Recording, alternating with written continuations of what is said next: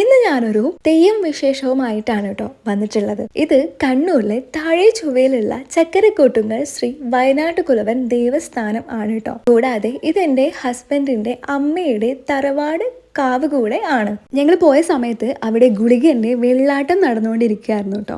ഗുളികന്റെ വെള്ളാട്ടം കഴിയുന്ന അതേ സമയത്ത് ഗുളികന് നെയ്വിളക്ക് സമർപ്പിക്കുന്ന ഒരു ചടങ്ങ് കൂടെ ഉണ്ട്. അതാണ് ഞങ്ങളൊക്കെ വിളക്കും പിടിച്ചു നിൽക്കുന്നത്.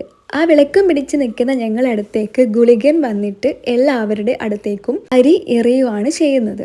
ഇത് കഴിഞ്ഞ് ഗുളികൻ നേരെ ഗുളികന്റെ പ്രതിഷ്ഠ സ്ഥാനത്തേക്ക് പോയി ഇരിക്കുകയാണ് ചെയ്യുക. സോ നമ്മളും ഈ വിളക്കും പിടിച്ച് നേരെ അവിടെ വരിവരിയായി പോയി ഓരോരുത്തരും അവരവരുടെ വിളക്ക് ഗുളികന് സമർപ്പിക്കുകയാണ് ചെയ്യേണ്ടത്.